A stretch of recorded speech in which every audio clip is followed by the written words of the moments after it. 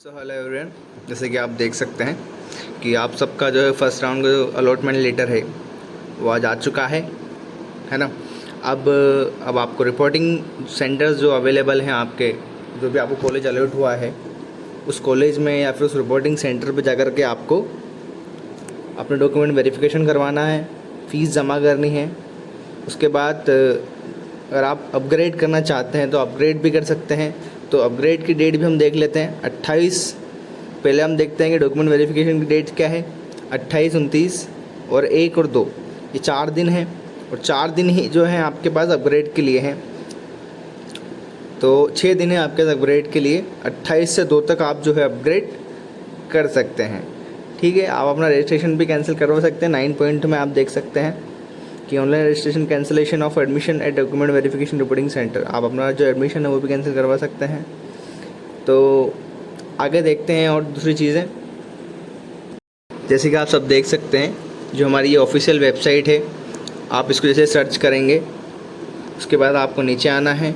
उसके बाद डिप्लोमा वाले ऑप्शन को आप जैसे सिलेक्ट करेंगे तो आपको ये लेटेस्ट इंस्ट्रक्शंस ये देखने को मिलेगा। आप यहाँ से जो अपना इंस्ट्रक्शन देख सकते हैं लेटेस्ट, ये फर्स्ट राउंड की जो अलॉटेड ओपनिंग क्लोजिंग वाली लिस्ट भी देख सकते हैं आप। उसके बाद फर्स्ट राउंड की जो अलॉटमेंट लिस्ट है वो भी देख सकते हैं कि कौन सा कॉलेज मिला है। जो भी हमने देखने आगे जो हम देखेंगे वो लिस्ट आप यहाँ से देख सकते हैं। उसके बाद आप यहाँ से भी अपना कैंडिडेट कॉर्नर के माध्यम से भी अपना सीट अलॉटमेंट लेटर जो है डाउनलोड कर सकते हैं। आपको सीट अलॉटमेंट लेटर डाउनलोड कर लेना है। आपको अपना जो रिज़ल्ट है वो भी डाउनलोड कर लेना है, क्योंकि एक बार साइट बंद हो जाती है उसके बाद फिर रिज़ल्ट शायद ओपन नहीं हो पाता है। तो आपको उसका स्क्रीनशॉट ले लेना है। ये बहुत अच्छी इन्फॉर्मेशन मैं आपको दे रहा हूँ ताकि आपको बाद में प्रॉब्लम ना आए। तो इन फ्यूचर के लिए भी आपकी जो रिज़ल्ट है वो काम आने वाला है, तो आपको उसका स्क्रीनशॉट लेकर के सेव कर लेना है।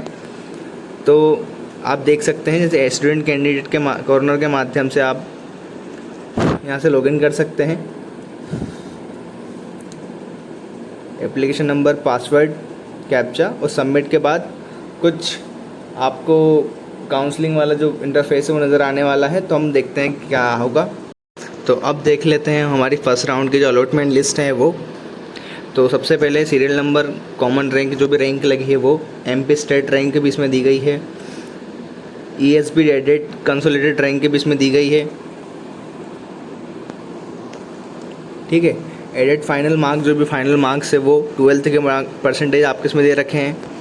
और आपके application number, name, domicile status, eligibility category, allotted preference, जो भी आपने अलॉटेड प्रेफरेंस डाला था, कौन से नंबर का प्रेफरेंस आपको दिया गया है, फर्स्ट नंबर का, सेकंड नंबर का, फोर्थ नंबर का, सबका जो है प्रेफरेंस के अकॉर्डिंग इसमें कॉलेज अलॉट हुए हैं। उसके बाद अलॉटेड कोर्स, इंस्टीट्यूट का code, institute name, allotted institute type, मतलब ये प्राइवेट है, फाइनेंस, सेल्फ फाइनेंस, प्राइवेट, जैसा आपने देख रखा है ये जो है ऑक्सफोर्ड यूनिवर्सिटी क्या है, प्राइवेट कॉलेज है। ठीक है, उसके बाद फ्री सीट है या फिर पेमेंट सीट है। तो ये जनरल कैटेगरी के जो स्टूडेंट हैं इनको जो है प्राइवेट कॉलेज अलॉट हुआ है। इन्होंने शायद ऑक्सफोर्ड ही डाला था प्रेफरेंस के अकॉर्डिंग।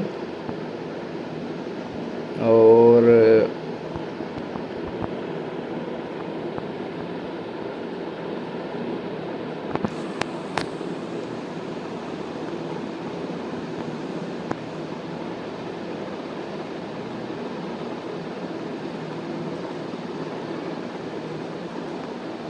सिक्सटी 66 नंबर थे इनके। तो कुछ इस तरह से आप देख सकते हैं सबके कॉलेजेस यहाँ पे दिए गए हैं कि किसको कौन सा कॉलेज अलॉट हुआ है। जबलपुर, महू, इंदौर, ऑक्सफोर्ड कॉलेज जो है वो, सुंदर डेयरी टेक्नोलॉजी, कुछ ने प्राइवेट कॉलेज भी लिया है। तो 57 नंबर पर कुछ ऐसे। तो आप इसमें जो है अपना नाम, कॉलेज, प्राइवेट सीट है या फिर फ्री सीट है, पेमेंट सीट जो भी आप कह सकते हैं, सेल्फ फाइनेंस मतलब तो आपको कौन सी सीट मिली है ये देखने को आपको इस PDF में मिल जाएगा। आपको ये PDF कहाँ से मिलेगा वो भी हम बता देते हैं। तो आपकी जो ऑफिशियल वेबसाइट है NDVSU की, वहाँ से आपको जो अपना लेटेस्ट इन्फॉर्मेशन करके एक आता है ऑप्शन, उस ऑप्शन को चूज़ करना है। वहाँ से आपको ये PDF देखने को मिल जाएगी। जैसे आप देख सकते हैं ये चॉइस फिलिंग वाला जो ऑप्शन है उसके नीचे ही आपको डाउनलोड अलॉटमेंट लेटर वाला जो ये ऑप्शन है, यहाँ से आप अपना अलॉटमेंट लेटर डाउनलोड कर सकते हैं। और कल 28 तारीख है, सबको जो है विद डॉक्यूमेंट प्रेजेंट होना है अपने अपने इंस्टीट्यूट्स में। ओरिजिनल डॉक्यूमेंट्स लेकर के आपको जाना है वहाँ पर, साथ में फ़ीस भी लेकर के जानी है। तो हम डॉक्यूमेंट्स भी देख लेते हैं एक बार और फ़ीस भी देख लेते हैं। तो जैसे आप देख सकते हैं ये 3 कॉलेजेस हैं जिसमें आपको रिपोर्टिंग करनी है। आप अच्छे से देख लें कौन कौन से कॉलेज किस में रिपोर्ट करनी है आपको जा कर के। मऊ वाले को जो जबलपुर वाला जो कॉलेज है उसमें जबलपुर, भोपाल, मुरैना, बालाघाट वाले स्टूडेंट को जाना है। रीवा वाले कॉलेज में जो है रीवा, ग्वालियर, हरदा वाले स्टूडेंट्स को जाना है। और मऊ वाला जो कॉलेज है उसमें इंदौर, बरवानी, विदिशा, महू, इन 4 कॉलेज को जाना है। तो हम देख लेते हैं अब दस्तावेज़ जो हमारे डॉक्यूमेंट्स जो हमें लेकर के जाने हैं इस कल। जैसे कि हमने कहा आपका प्रवेश पत्र, परीक्षा का प्रवेश पत्र, अंक सूची आपको डाउनलोड कर लेनी है। अगर आपने डाउनलोड नहीं की है तो अभी भी डाउनलोड करके सेव करके रख लीजिए इसको। 10th-12th की मार्कशीट, चरित्र प्रमाण पत्र, स्थानांतरण प्रमाण पत्र, TC आपकी, और आपका माइग्रेशन, अगर आपने विद्यालय से अगर आप कुछ किया है तो वहाँ से आपका माइग्रेशन, तत्काल की 4 फ़ोटो, पीछे आपको अपने साइन नाम लिखना है और समक्ष अधिकारी द्वारा दिए गए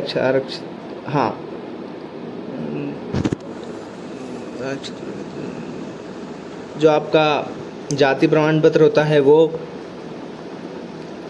और आप अगर EWS कैटेगरी से आते हैं तो वो प्रमाण पत्र भी देना है आपको, मध्य प्रदेश मूल निवासी प्रमाण पत्र। और अगर आपका कोई गैप हुआ है आफ्टर 12th तो आपको एक गैप सर्टिफिकेट भी बनवाना है। और पंचायती चिकित्सा द्वारा जारी रक्त समूह का विवरण व स्वास्थ्य प्रमाण पत्र, तो आपको स्वास्थ्य प्रमाण पत्र भी बनवाना है अपना।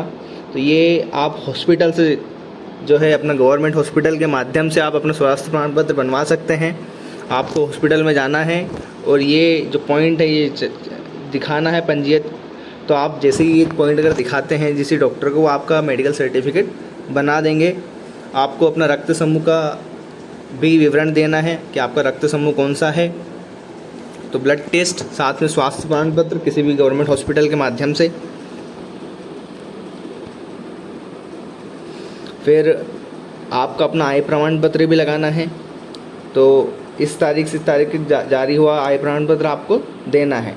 तो अभी जो आय प्रमाण पत्र है आपका अभी करंट वाला भी आप दे सकते हैं।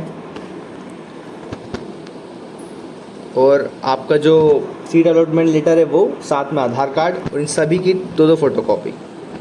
तो इस तरह से अपनी डॉक्यूमेंट्स और जो वेरिफिकेशन रिपोर्टिंग सेंटर्स हैं, जो डॉक्यूमेंट वेरिफिकेशन सेंटर्स, वो इस तरह से हैं। बाकी आगे और दूसरी चीज़ें देख लेते हैं हम। तो अब हमारी फ़ीस देख लेते हैं हम कि फ़ीस कितनी होने वाली है। तो फ्री सीट की जो फ़ीस है 55,640, वहीं पेमेंट शीट की 75,640। ये फ़ीस 6 माही मतलब फर्स्ट सेमेस्टर की है आपके। सेकंड सेमेस्टर की कुछ 45,000 चारों सेमेस्टर की, तीनों सेमेस्टर, बाकी 3 सेमेस्टर की इस तरह से है। वहीं पेमेंट शीट की सेकंड सेमेस्टर की 65,000, थर्ड सेमेस्टर की 65,000 और फोर्थ सेमेस्टर की 65,750। कुछ इस तरह से जो है आपकी पेमेंट होने वाली है। आपको कुछ इस तरह से आपकी फ़ीस होने वाली है। एक चीज़ और मैं आप स्टूडेंट्स को बताना देना चाहूँगा कि अगर कॉलेज आपको आवंटित हुआ है महू या फिर रीवा या फिर भोपाल, एक एग्ज़ाम्पल के तौर पे हम मान लेते हैं अगर आपको भोपाल हुआ है और आप चाहते हैं कि हमें महू कॉलेज जो है अलॉट हो, तो आपको अपग्रेड के लिए जो है फॉर्म डालना पड़ेगा। अपग्रेडेशन के लिए जब भी आप डॉक्यूमेंट वेरिफिकेशन करवाते हैं तो आप वहाँ पे ये बात कह सकते हैं कि हमें अपग्रेड करवाना है। जिस भी कॉलेज में आप जाते हैं उस कॉलेज में जाकर के आपको जैसा आपका डॉक्यूमेंट वेरिफिकेशन होता है तो वहाँ पे आप कह सकते हैं कि हमें अपग्रेड भी करवाना है। तो एक उनके माध्यम से भी सब चीज़ें हो जाएंगी आपकी। तो एक बार उनको आप बता दें कि हमें अपग्रेड करवाना है। 19 वाला पॉइंट दे सकते हैं, यदि प्रवेशित अभ्यर्थी विकल्प का चयन नहीं करते हैं, कौन सा विकल्प, अपग्रेडेशन विकल्प का चयन नहीं करते हैं अथवा अपग्रेडेशन में नो विकल्प चुनते हैं तो उन्हें काउंसलिंग के आगामी चरणों में अपग्रेडेशन हेतु विचार नहीं किया जाएगा। तो आपको क्या करना है, जिस भी कॉलेज में आपका वेरिफिकेशन होने वाला है एक बार वहाँ से आप पता कर लें कि अपग्रेडेशन के लिए क्या करना है। तो शायद वहाँ से वो विकल्प जो है ऑन कर देते हैं, एक बार आप वहाँ पर पूछ सकते हैं। उसके बाद प्रथम चरण के बाद आगामी चरणों में जिन अभ्यर्थी का अपग्रेडेशन होगा उन्हें संबंधित चरण में अलॉटमेंट लेटर के उल्लेखित डॉक्यूमेंट वेरिफिकेशन रिपोर्टिंग सेंटर पर पुनः उपस्थित होना होगा। तो अगर आपको भोपाल कॉलेज मिलता है, अपग्रेड के बाद महू कॉलेज मिलता है, तो आपको सेकंड राउंड में अपग्रेडेशन के बाद यानी अपग्रेडेशन के बाद आपको महू कॉलेज में जाकर के वेरिफिकेशन करवाना होगा। और जैसे ही फर्स्ट राउंड ख़त्म हो जाता है उसके बाद सेकंड राउंड स्टार्ट होगा। देन आफ्टर जो हमारा ऑफलाइन काउंसलिंग होती है वो भी जबलपुर में होती है, तो उसके बारे में हम बताएंगे। तो आप हमारे साथ यहीं बने रहिएगा, चैनल को सब्सक्राइब करिएगा ताकि आपको उससे जुड़ी जितनी भी अपडेट्स हैं वो मिल सके। सेकंड राउंड की, थर्ड राउंड ऑफलाइन राउंड की आपको अपडेट्स मिल सके ताकि आपके साथ कोई चीज़ें मिस ना हो। और एक चीज़ का विशेष ध्यान रखें कि अपग्रेड आप अगर आपको कॉलेज चेंज करवाना है तो आप अपग्रेड का ऑप्शन ऑन करवा लें। Thank you so much.